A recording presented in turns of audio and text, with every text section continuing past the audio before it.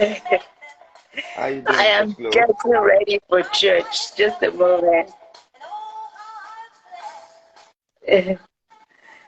How are you? Good morning.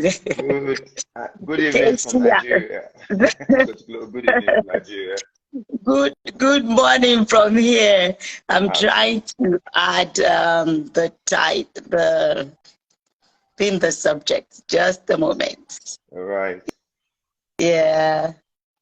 And And I see that we're not live on Zoom like you oh, had earlier mentioned. you let me do that quickly as well. Um, And good are you there? morning, good afternoon, good. Yes, I'm here. I'm in the waiting room. And good Okay. evening to everyone from wherever you're joining from. It's a privilege to be here. Hi, everybody. Just a moment. It's Sunday morning. Happy Father's Day. I forgot to say that. Yes, happy Father's Day to To every all the dads every out father there. out Yes. there, every father out there. Happy Father's Day. Awesome, awesome, awesome. Nice. Um, trying too hard. Uh,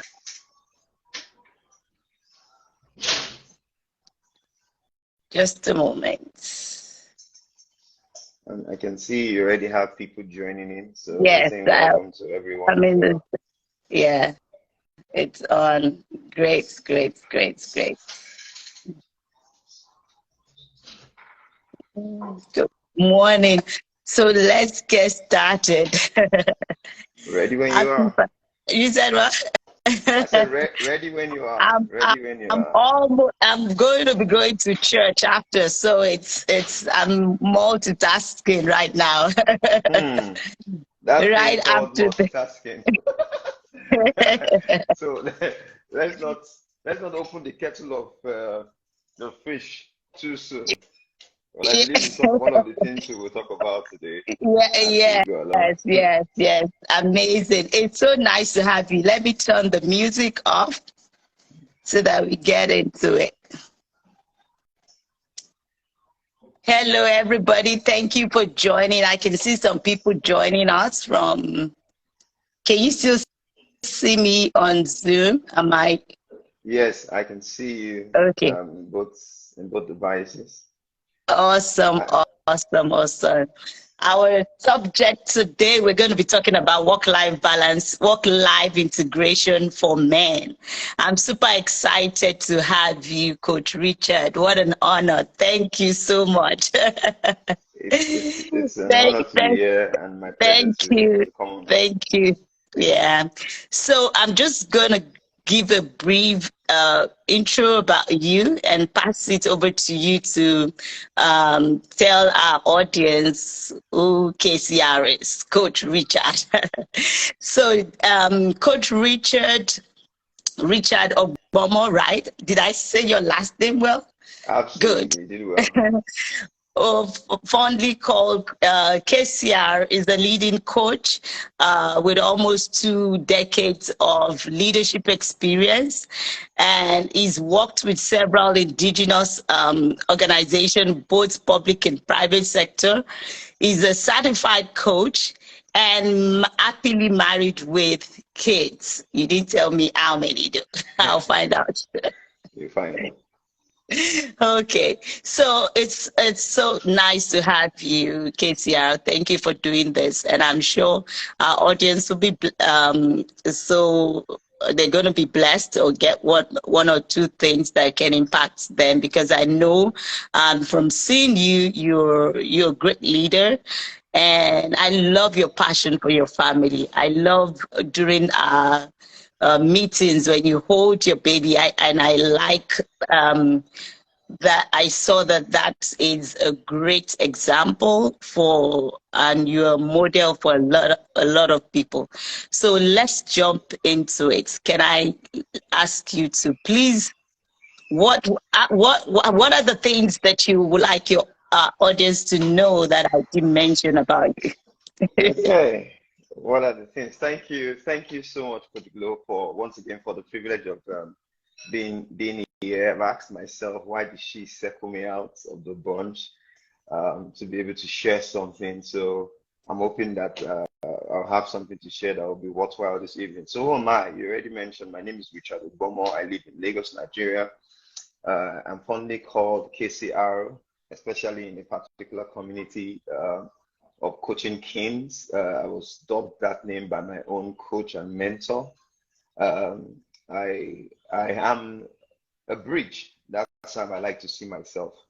I connect leaders, particularly startup entrepreneurs, with the best version of themselves by helping them attain clarity in their leadership so that they can lead themselves first and also optimize their teams, as in lead themselves and also lead better teams.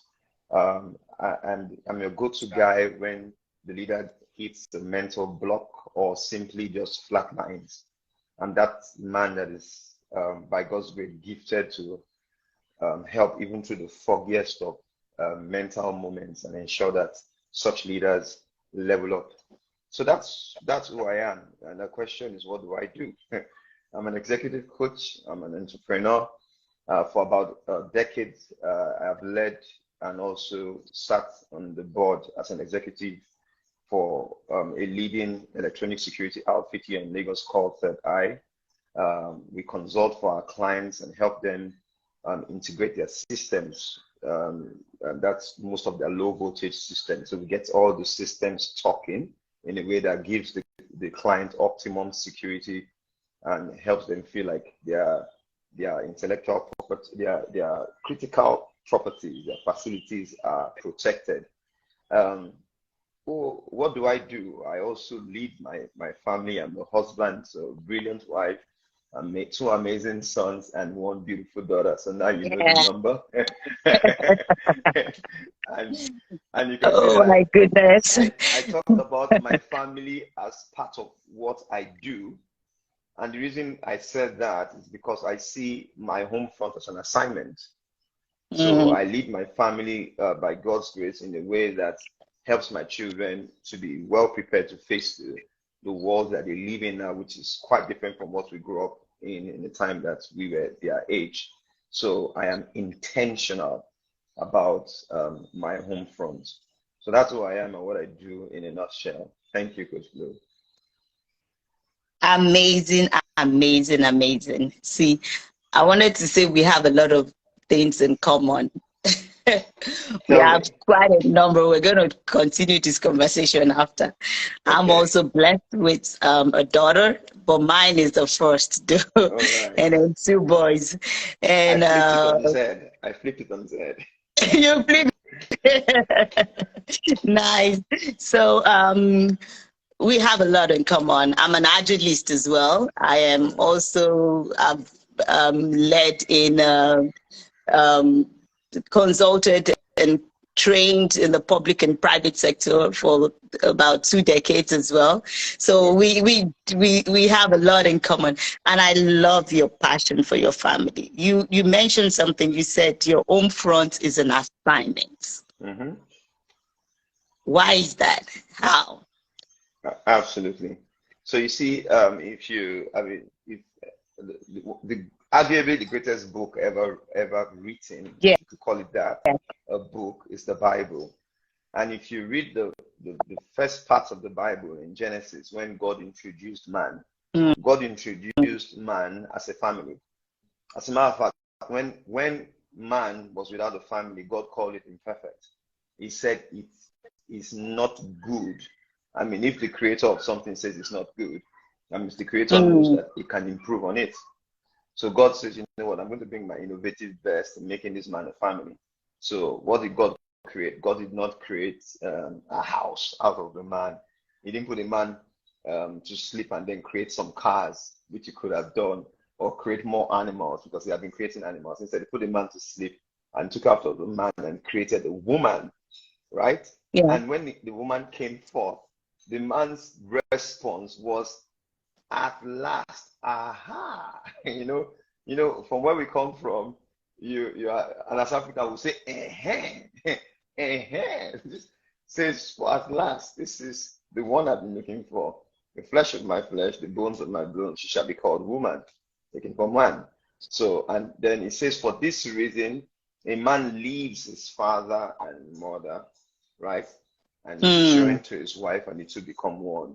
So that already tells me that one of the most important things to God is that a family is established for the sole purpose, right, of multiplying, right, taking dominion of over the earth, right, and of course filling the earth, multiplying, taking dominion over the earth, filling the earth.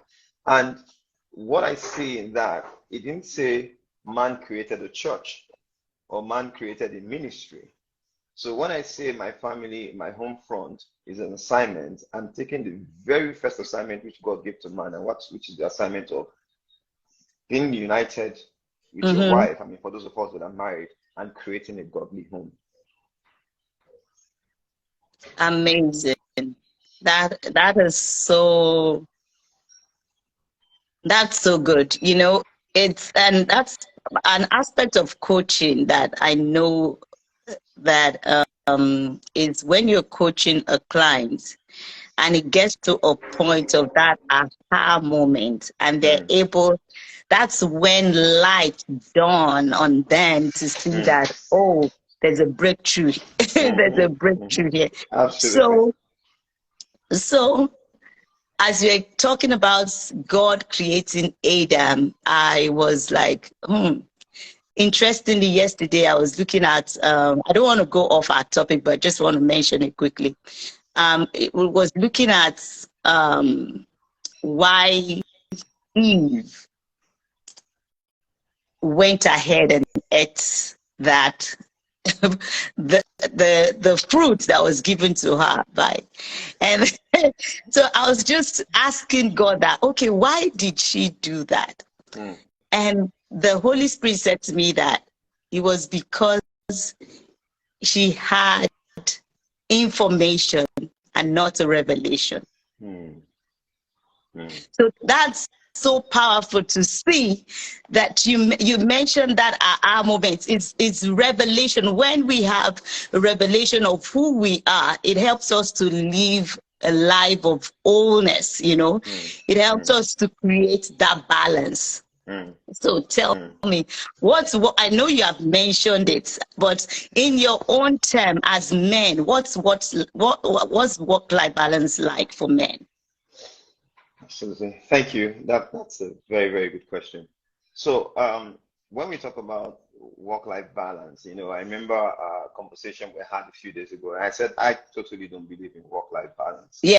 And what I actually believe in is work-life integration. Integration. So yes, and so for the sake of definition, I mean, to help anyone that's going to watch this later, the people have their different definitions. But what I have defined, I mean, articulated in my head as a definition of work-life integration is pretty much the alignment of your work and your personal responsibilities, your values, and your goals in a way that ensures that you are thriving in these two areas, which is work and your personal life. So it's aligning them. In essence, it is creating that harmony between your personal and professional life in a way that leads to an increase in the overall well-being of the person. It leads to productivity and overall fulfillment, which is what people, every one of us even watching this right now, and you and I are striving for. We're striving for fulfillment. So when we're able to align those two areas, and then you see the man says, you know what, I'm fulfilled. So that's how I would define work-life balance. Now, as to why it's important, or why should this will be a conversation we're having right now? You know, I did say as introduction that I lead in an organization called Third Eye, and we are systems integrators as we focus on low voltage systems, right, and get them talking to each other. So in a layman's language, what I do is, if I was a seller, I sell security systems like the CCTV, the fire alarms, the access controls, your building management, and your video management systems. But now when you sell them individually, they're just security systems handling individually. But when you get all of them talking, when you get all of them connected over a network, the client that you offer that service to has a robust security system that gives them some form of comfort. So they can see, and why they see, the analytics that are telling them that, there's crisis in this area is not safe enough, there's someone trying to breach that door, the building system is compromised. So when you get everything talking together, the client says, you know what, I feel pretty safe. So if I bring that to work life, it's about aligning your professional and your personal life in a way where you and everyone in that circle and sphere of influence says, you know what, I feel pretty safe. So a man that's married, the wife says, I feel pretty safe. The wife that's married, husband says, I feel pretty safe. And the children says, you know what, we feel pretty safe. And that's what work-life integration is about. Now the people even attain it. Because at different times in life, one area would demand more than the other area. There will be times when at work, you will have to put in more work. There will be times when at home, maybe a family member is sick. Maybe your children have some activities in school that you need to show up for. Maybe they have demands. They are busier in certain seasons than other seasons. How do you engage that? And I believe those are the things we'll be talking on today. One of the very basic things I'll say is I give 100% to every area that requires 100% at a time. Love it. I love that. I love that. As a woman, and I know I can speak for other women, we multitask a lot. We do a lot of things. A woman's mind, a woman can be going to, except is a very, very critical situation. That's when women break down, really. But they can be going through some things and multitasking, coping through life, and at the same time, coming up and showing up with the best of them. They're still giving, they're smiling, they're showing up at work with a lot of glow and light, and meanwhile their hearts inside. For men, from my coaching experience, I find out that it affects them. They get angry easily. I want to know, is it common with men? And that's when you see, I remember growing up, my men in my life, maybe my uncles, my dad, and pretty much some experience with other people too. When their dads are coming back from work, they quickly run. Some run some just take to their heels, and everybody is doing what they're supposed to do. One, because the man is coming home upset, which is understandable after going through life with a lot of blows at work and outside and all of that, and then coming home. So a lot of people grew up fearing their dad in that perspective, in that view. For modern day men, one, is it the same? Two, and how have you been able to change that? Is that changing? That's another question. And also, so what's important? How do men cope with such situation? Amazing. So that's a lot of questions. That's 3 different questions. I know. I asked in one. Yeah. So I mean that's okay. So the first one is it the same? Well, men tend to internalize a lot, unlike women. Women are more expressive. Yeah.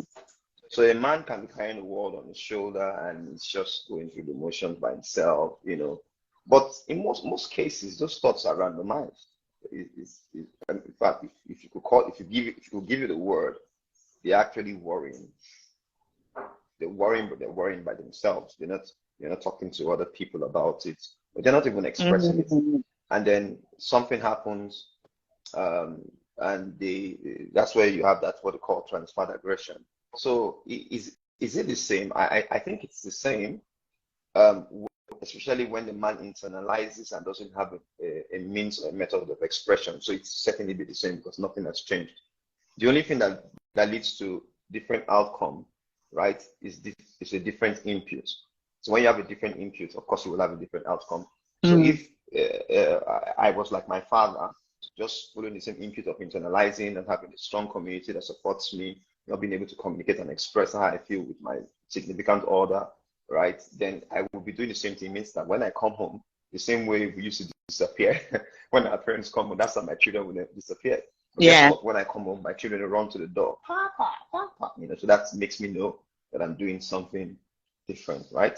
That's one. Amazing. So Love that it. makes me that do. So then secondly is the fact that what can I do differently, right? What are men doing differently these days, that helps them sort of manage um, this stress, if I could call it that, these pressures that comes from the things they are going through that would have made them um, produce a kind of behavior or attitude that causes their children to flee or separates, puts a bridge, a gap between them and their spouses.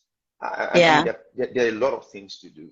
But if I look at myself, what do I do to manage those pressures? Things as simple as having a to-do list.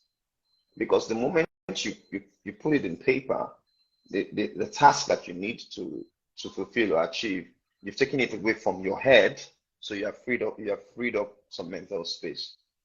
You get that? It's as simple as just even freeing up a mental space because I've taken all that stuff I put in my head.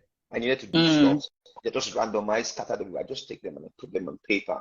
Even if I don't arrange them first in the order of priority, but I put them then, so I freed up mental space. And then I can rearrange them in order of priority. Another thing I know works amazingly for me is journaling. Journaling is my thoughts on paper, my entire life on paper.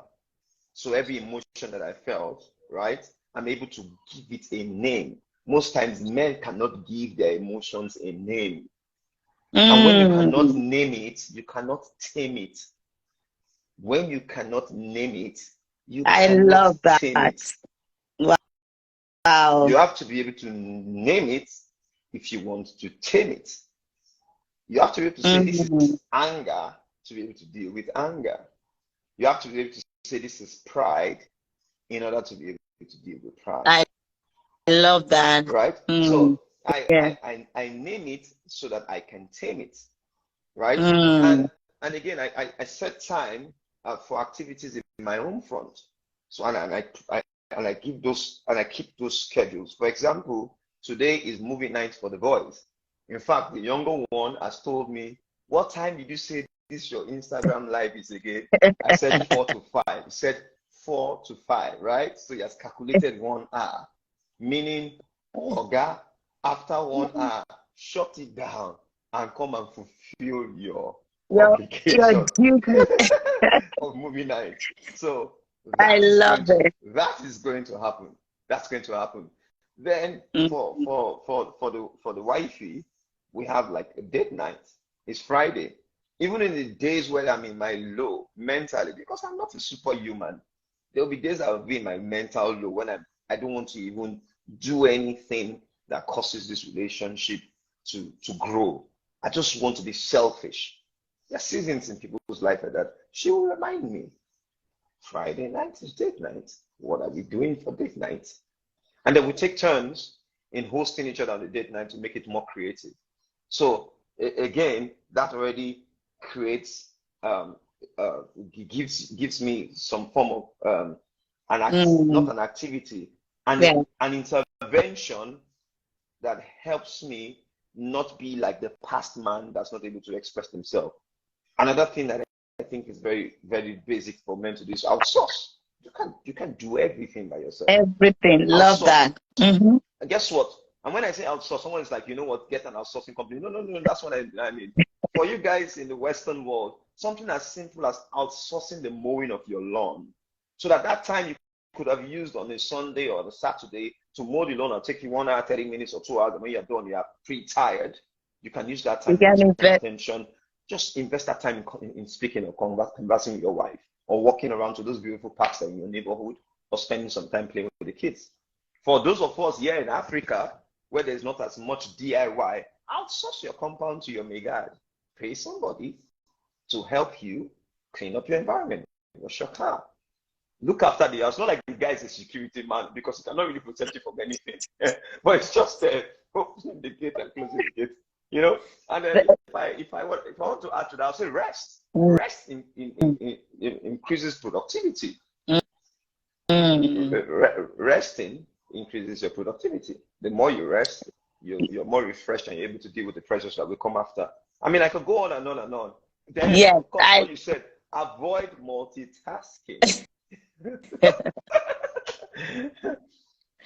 Follow one task and one lead at a time. at a Follow one task time. and one lead at a time. For, Okay, so I guess as we for continue, let's look at for women it works, but for men, I don't know. Mm. Maybe they need to avoid that. But sometimes it's hard for a woman not to multitask. It's really, really hard.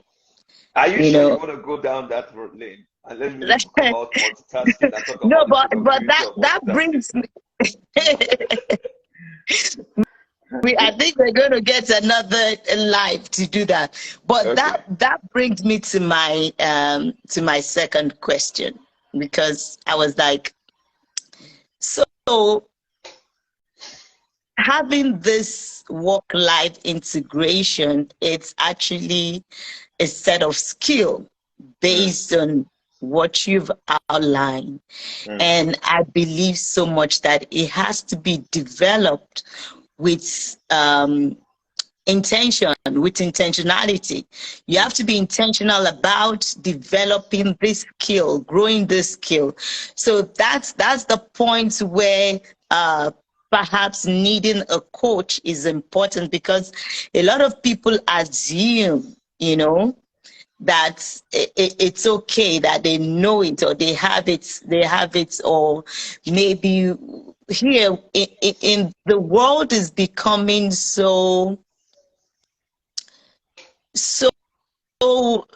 intense, so demanding. I don't want to use any negative beyond measure here, because we're actually living in the VUCA world.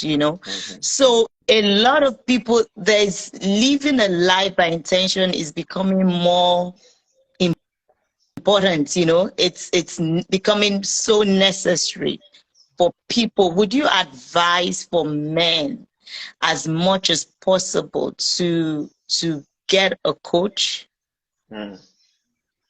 Great. So some people don't even know what coaching is, as in the literal sense, because they tend to misinterpret or define coaching wrongly. They think coaching is counseling, or coaching is mentorship. But coaching is what it is. Coaching is actually an avenue where anyone that desires to lead in any capacity, right? Especially fathers in this case, since we're talking about fathers, Yeah. it's an avenue that helps them find clarity, lead themselves better, and of course lead their families better. In this case, that's what coaching will be. Coaching is not necessarily mentorship or counseling or all that stuff. So would I advise any man to have a coach? I guess my definition already gives the answer. Because if you want to lead yourself better, if you want to be able to be clear in your leadership, and if you want to lead your family better, then of course you need to have a coach. For years, my wife would almost harass me to get someone that can coach and mentor me, especially because she had had a coach for years. She had had a coach for much longer than I had a coach. She would say stuff, in subtle ways to say, I mean, you need to have someone that will help you, for lack of a better word, that this is my own word, that see possibilities. And I will literally resist it, because that there are times when, for men, ego, when it's not coming from you, you sometimes will resist it. So, but then I was, there were periods when I know that I could have made better decisions. I know that my attitude could have been better in circumstances. There are periods when I knew I could have done better. Anyway, casting my vision, at the end of 2021, I felt led to pen down 3 names of people that I wanted to coach me, because now I have become receptive to the idea of being better and having clarity and leading my family better. And I wrote those names down. Guess what? I got unlimited access to 2 of those coaches in 2022, the Wow. following year. And my relationship, especially with one of them, is beyond what I could have ever imagined. And Wow. that access, and this is the catch, that access has changed my life in terms of my personal development. And hear this, and my earning capacity. Beautiful. So, what man here would not want to grow, and in terms of developing themselves and earn more? If you don't care about those areas, then of course you don't need a coach. But if they do care about those areas, then certainly you need a coach. Amazing. I believe so too. And thank you for highlighting that, because honestly, for every stage of a man's life, every human's life, to be able to unlock your full potential or capacity, even whether home, work, it's your spiritual life, every aspect of your life. Because the reason why work-life balance or work-life integration is so important to me is because I kind of felt the heart of God, the mind of God for men on it, in that he loves his people and he wants them to be free. He wants his people to be free, to be whole. And that's the only time you are able to live to your full potential. And I know it. So coaching, it's a very key aspect to me that can help people unlock their potential. Thank you so much for bringing that out. So let me ask you another question. How can you advise men to effectively balance this integration with their work, their business? A lot of people, a lot of men are consumed about money, money, money, and that seems to be all. That seems to be all that means something to them. Especially in Africa. Yeah, you still see a lot of commitment. But a man in Africa, because I have a lot of friends, their husband will say, at least I'm bringing food to the table. The money. It's all about the money. It's all about money. They work. Everything is all about money. So how would you advise them to, especially with this Father's Day celebration, because we want our men to live longer. We want them to be whole. We want them to some. I remember FD telling giving us a joke about somebody who would not laugh. A man who would not even smile, as little as that is. So, you can, how can you advise men to effectively balance their work responsibility with their personal lives? And you can maybe share some of the tips that you have. Okay.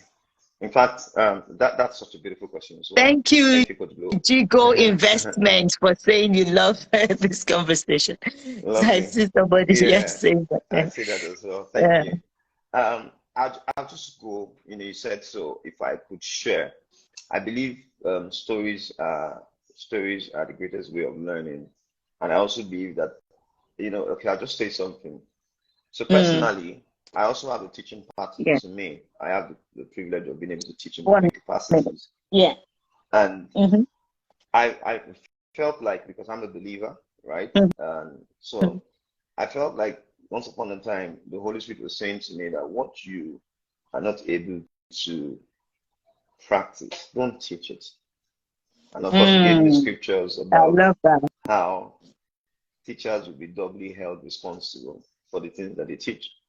So if teachers will be doubly held responsible, if it means if I come here and I talk tough and it's not something that I practice, then they will hold me triple responsible, because you are telling people to go do what it is that you do not even know works. Yeah. Mm-hmm. Good. So how do I effectively balance these responsibilities at work and my personal life? Remember I said when I defined that I believe in integration, and integration is just getting all the parts to work. So there are times in life where give, you take that 100% and give it to the parts where there's a lot more demand. And that part could be work at times, could be home at times. One of the things that I know that has worked amazingly for me is self-awareness. Most Mm. times as men, we don't even know the kind of personality that we have. So good. That is so important. Self-awareness Yes. is Yes. very, in fact, Yes. that's the bedrock upon which everything else is built. And if you do not have a Mm. bedrock, of course, you know that everything else that you try to build will fall apart. So I mean, by God's grace, I'm growing in awareness every day. I know what it is that ticks me. I know what it is that makes me. I know what it is that drains me. I know what it is that helps me flourish. I know what it is that makes me less of myself in the times when I'm trying to flourish and bring my best, my A game to my work. I'll say you have to be self-aware. You have to be able to tell when you are depleted, because sometimes many of us are running on empty. And of course, you know that if you Mm. get an empty glass and you try to pour out something, nothing will come out. Yeah. Nothing will come out. You have to be able to identify what kind of temperament you really have, Mm. and so that you can, and in doing that, you are able to find better expression. When you're self-aware, the more self-aware you are, the better your expressions. I'll say that's the very first way you would need to be able to find balance when you are talking about the responsibilities at work versus the ones at the home front. The second thing I would say is communicate. Mm. Mm. You have to be able to communicate your seasons clearly. There will be seasons where, for example, in the last 1 week, right, we've been on the gemstone program, ECCP, Yeah. and my family knows and my family is cooperating, because you know what, that is 6 to 11 p.m. Of course, you know, not 11, sometimes more than 11 p.m., 6 to You're almost right. midnight every day, Mm. Monday to Friday, and that's a lot of ask. How are they able to cooperate? Is because they now know the importance of gemstone events to me, right? And you know that in those times, because this season has come, everybody needs to make sacrifice. I'm in a house but you can't even hear, I have kids in the house but you can't hear their voices. That's because I've communicated clearly what I'm about to do, and they're giving me my 1 hour. After that, they're going to come and collect their own hours, and that's because I've communicated clearly. And I believe any man watching that will be able to model that in different aspects of their lives, where they have their work demand versus their home front demand. Communicate the seasons clearly, and then Very practice good. the stakeholder management. You have to be able to know and address your family as stakeholders. If, for I example, love that. I am going to um, let's use this what do you call it, Instagram live as an example. Giving 4 o'clock of my time on Sunday is not Mm. natural practice, but I'm saying I have to give this 4 o'clock of my time um, on this Sunday. Guess what? I started Mm. telling them a few days from now. On Sunday, I'm going to have live Instagram live, and I will need the Mm. house to be as quiet as we can make it. I will need some time. I will need this. I will need that. I will need that. So I'm managing my stakeholders. I'm not going to tell my friends or my pastor at church, because I know that it doesn't concern them. So what am I saying? Know who it concerns and communicate to who it concerns. So if there's a Love it. demand at home If Mm. there's a man at home, who do you communicate to when you have to work? You communicate to your boss, communicate to your team members, and say, for this season of my life, I need to do thus, And right? I need your Communicate. support. Yes, Mm-hmm. stakeholder management. They are the ones that need that management. So you communicate the other way and manage those stakeholders in that case, you know? And then finally, I'll say another big thing is buy time now. So there are Mm. times in my life where I've shut down everything to be with my family. And when I mean shut down everything, for example, when we had our baby girl, I was away from work for almost 2 months, more than 2 months. Wow. So there are times when I will tell them that I need to be away from home for this period of time. I've already bought time. Everybody knows that when I give my 100 at home, I give my 100. And guess what? I didn't just go alone. I took the entire family. I took the kids, and we all went to be with mommy when mommy wasn't the baby. So everybody went. We bought time. The time together was time for us to bond together, time to do everything together, excite and welcome the baby together. And then we came back together. So when that time comes when I need to give 1 week or 2 weeks or 3 weeks of my time to work, they're happy to also give me back their time because I already bought that time. Love, love. This is, guys, if you're enjoying this, please share and and put a gem in the charts if you're really blessed by this. Coach Richard is dropping some gems here. Honestly, it's it's amazing. Thank you, thank you. This is so good. This is so good. It's a gift to fathers because this edition is actually for fathers to mark the Father's Day celebration. And thank you for not holding back. I love what you're sharing. You mentioned something. Communication is so important, and a lot of marriages have gone their ways because of that. And another thing I noticed is not just about marriage. Is it about ego? My question is this, because even at work, some men find it difficult to communicate the situation with their, you talked about the stakeholders management system. They have it they find it so difficult to communicate with their boss or their colleagues about their situation just because they want to hold. You said earlier that men internalize things a lot, and I believe that without effective communication, which again brings me back to part of why work-life balance is a skill that has to be developed, because it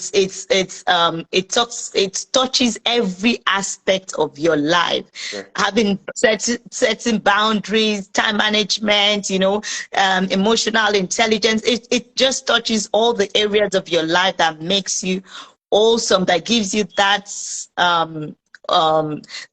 healthy living. So how that to me is a very important aspect, because I feel that, is it an ego thing with men to be able to not communicate, or why is it that most men don't communicate? Awesome. And I did drop a nugget in my previous response when I talked about self-awareness. You see, it's also the perception. I learned, and I'd never seen it that way before, about 2 years ago now, going to 2 years ago, when I become, for anyone that cares to know, my own personal coach is Safela Drotoye, Yeah, the coach and mentor. same with me. The Both guy of us. is phenomenal, He- is He's such. phenomenal. You can I, say that again. I learned from him a few years ago, right, that the greatest leaders ask for support. When he said that, I said, So what? good. I said, what? Say that again. He said the greatest leaders ask for So support. good. Now, my perception was the greatest leaders give instructions. They don't really ask for support. In fact, they're too proud. That's my previous perception. But they're too proud to, in fact, just tell everybody to do this, this, this, this. They're not asking for support. They're not saying, please, I need you to help me. Yeah. Because the moment I say, please, I need you to help me, then I'm being vulnerable and I'm no longer the leader. No. That's the skewed way. True leadership is the servant leadership that knows that if I need to get this thing done and I need help, I'm going to put up my hand and say, I need help here. Ask. Help me. Help me. So the reason why we don't seek help is because we are not yet leading ourselves. The moment you start leading yourself, the moment you start leading yourself, the moment you come into that place of self-leadership, then you know that as a leader and as a great leader, then you need to ask help. Because I don't have all the answers. I don't have all the resources by myself. And that's why I have a community. So someone else has the answer, and I am going to ask them for help, including my boss. Now, when I love that. When we go to whoever it is we're reporting to, our superiors, to ask for help, we go there with the problem. You can't go and meet your superior to ask for help with a problem. When you're going to meet your superior to ask for help with a problem, how about you go with solutions as well? A bouquet of solutions. Love that. To make his life and his decision making almost instantaneous. Because for someone to be leading you at that capacity, they already have some form of intuition. You just need to be sure that you know that to know that you are thinking, and then you actually have thought through the process and come up with at least some options. So what do you have? Next question that you hear, and you say, I have A, B, C, D, and it says, you know what? I think C. Let's implement C. So then, if anything happens, guess what? You have someone that says, you know what? I was in the know. So then you don't have to bear burdens of guilt alone. You tried. You take responsibility, but someone's in the know. So the reason why men will not ask for questions because they haven't started leading themselves. The moment you begin to lead yourself, you will realize that the greatest leaders ask for help. And when I mean asking for help, it's as simple as picking up a book and reading a book. I now know that I'm not an exceptional father. I pick up the book and I read the book on fatherhood. I now know that I'm dropping balls as a husband. I pick up a book and I say, book, help me become a better husband. There you go. Oh, you get a coach. You get a coach, right? I now know that I have issues around my finances. I ask for help. So the greatest leaders ask for help. I love it. Oh my goodness. That's so good. That is so good. That's so good. That's so good. I wish every man will know that.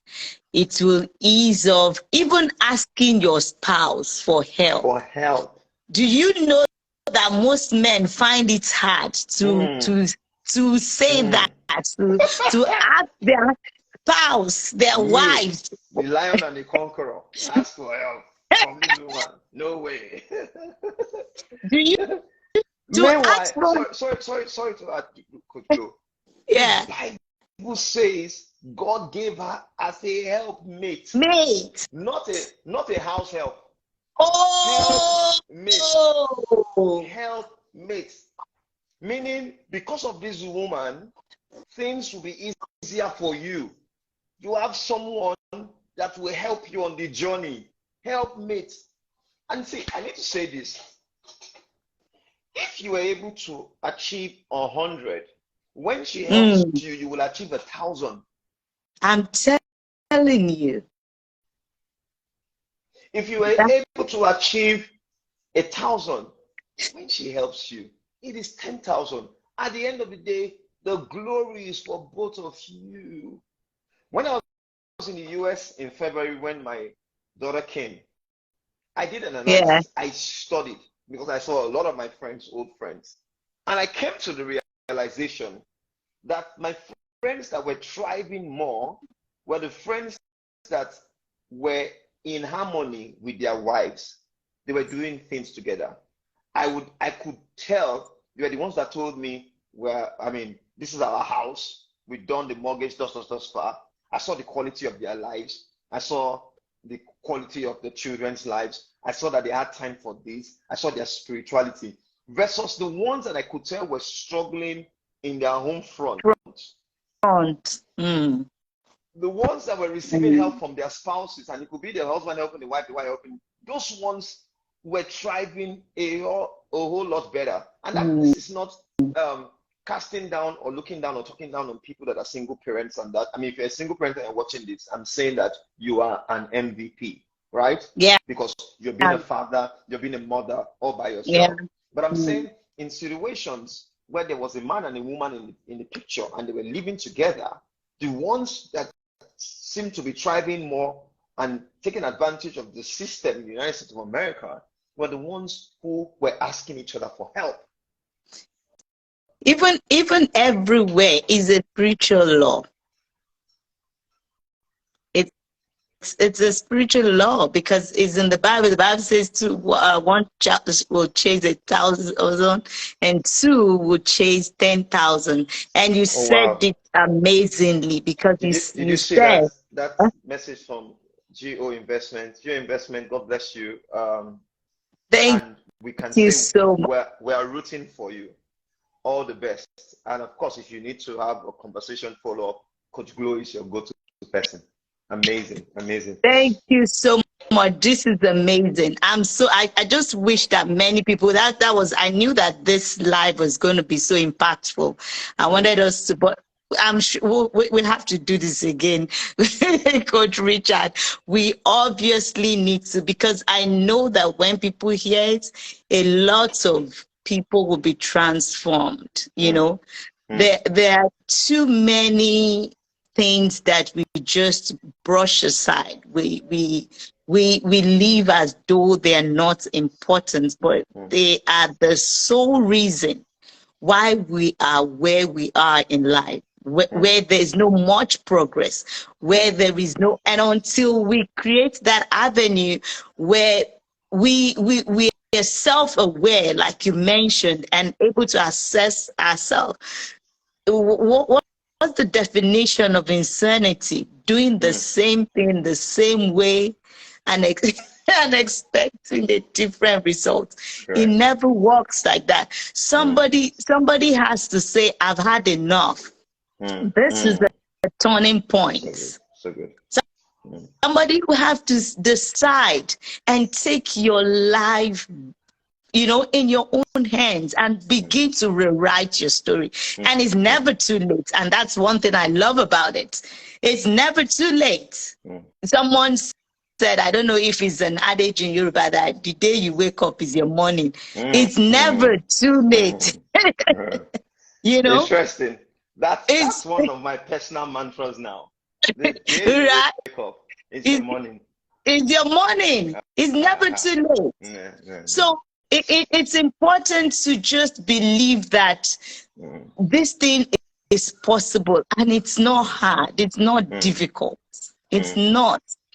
Thank you so much. I love what you said. So this brings me to we're soon rounding up to my last question on having a family vision. How important is this for the head of the family to lead this, to come up with a family vision, or maybe how is it done, or how did you do yours? Lovely. If you like to share that. Lovely. So I mean, that's another very beautiful question. I want to give that credit to my wife, right? Because she caught that before me. I always have cast personal visions to myself, right? And one of my weaknesses is that I can just go, and when I mean go, the moment I set my eyes on the goal, I'm gone, and in the process, everyone else that's going with me is saying, "Hey, dude, wait up!" You know, I probably have left them behind. So I think that must have happened for a while in my marriage until she sat me down to say, "Hey, dude, this is it. You just go. It's not like I don't want to go, but I don't even know where you're going sometimes. Where you're going to." Yes, and you just leave me. It's not like you're not going. It's not like you're not making progress, but you just go. So, and we begun to have conversations where she would hold me accountable to say, you know what, let's have the vision. What's going to happen in the next? What do you think will happen in the next year? And we might not follow it to the T, but it's a guide, it's a map to what we want to achieve or what we plan and desire to happen in our lives in the next year. So I'll tell a story. I think the second year I began to implement that, I did what you now call a vision board. So I'd spoken to her and said, these are the things that I think we need to do. And for the very first time in my life, I did a vision board. And guess what? That vision board has remained till date, because the things I put on it are things that I continue want to see increase in my life. So they're bedrock. They're around, vitality, they're around spirituality, they're around relationships, they're around my education as well, my personal finances and personal development. So anyway, I have this picture, and it's right somewhere where I can see it every day. And one place I go to every day, I don't know about you, is my restroom. So it's on the door of my restroom, the full door. So when it is closed, I see it, and it charges my mind.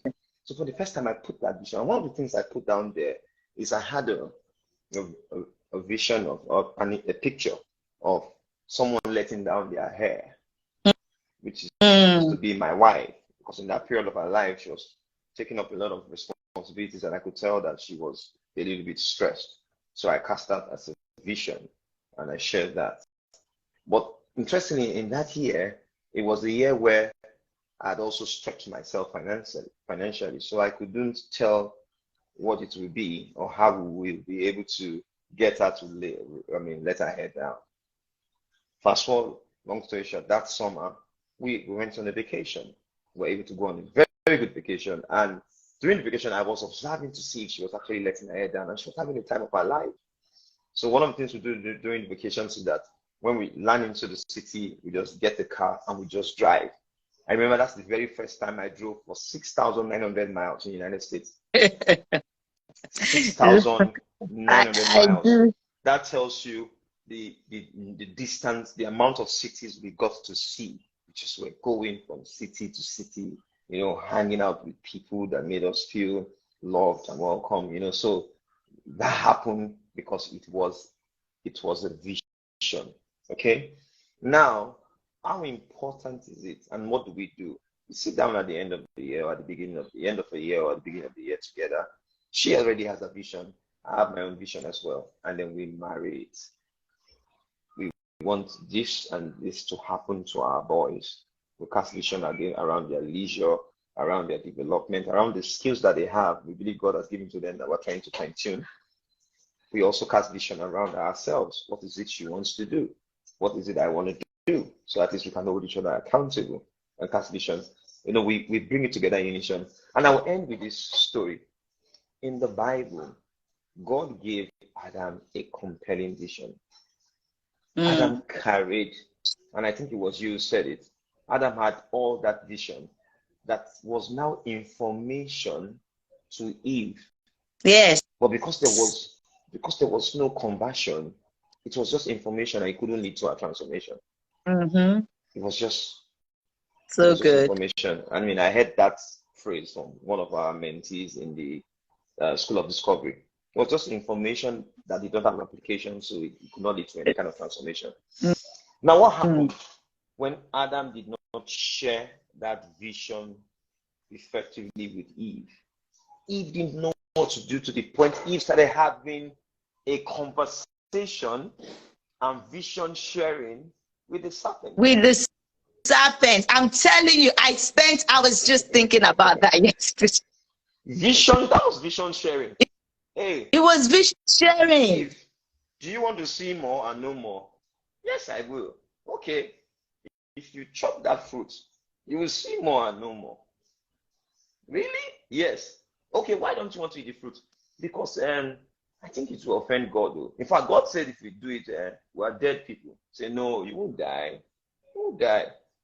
God knows that He's keeping that part from you. He doesn't want you to be like Him. He says, really? Meanwhile, if Adam had cast a compelling vision with Eve, then she wouldn't have gone for the fruit or even listened to the serpent, because she would know of the fact that this is where we are going to as a family. This is so good. Vision, that's amazing. Vision board, and having a vision board. It's just like the Bible says, write the vision and make it plain so that he who reads it will run with it. When you bring your vision to life, my kids, all of them, they have a vision board. Personally to them, I have mine, they have theirs. They know what they want to do in the future. They know what they know the direction, so it helps them to self-manage a lot. Love it. It helps them to self-manage. So having a vision and a vision board, oh my goodness, you nailed it. You nailed it. It's so important. It's very, very important for anyone watching. If you'd like to know how, and I love that we ended on that, how to put it together, and why that vision board is so important to me, especially in the world we are in now. Especially, for instance, with my son's vision board, they have the picture of themselves when they are grown, married with a woman and not a man. So they understand that marriage is between a man and a woman and not a man and a... So helping them to set up that clear goal, you know, you know what you want to do. So they are seeing their head, even though it's somebody's body, but they could see. It helps them to frame their world and their future. So thank you so much. My pleasure. Thank you for having me. Been so amazing. We didn't even go in the direction of the questions, because as you were talking, that's the beautiful thing about just having a flow. That's the beautiful thing about having a flow, because the Holy Spirit is the spirit of flow. Yeah. And every time we try to stifle Him, right, then we stifle the resources, the reservoir that's supposed to go out and bless someone. For example, if we did not go in that direction, who knows? Maybe Geo Investment, I would like to know your name, wouldn't have said, you know what, I live in this particular area of the world, and I'm going to start practicalizing this, because this wasn't the area we wanted to flow. Remember, it says that out of our belly shall flow. You don't dam the flow. The moment you dam the flow, you stifle the Holy Spirit. So I'm grateful that you and I caught that vision and were able to run with it. Thank you so much, Coach. I love it. I love it. I love it. And I'd like to do this with you again. This is so amazing. Please share,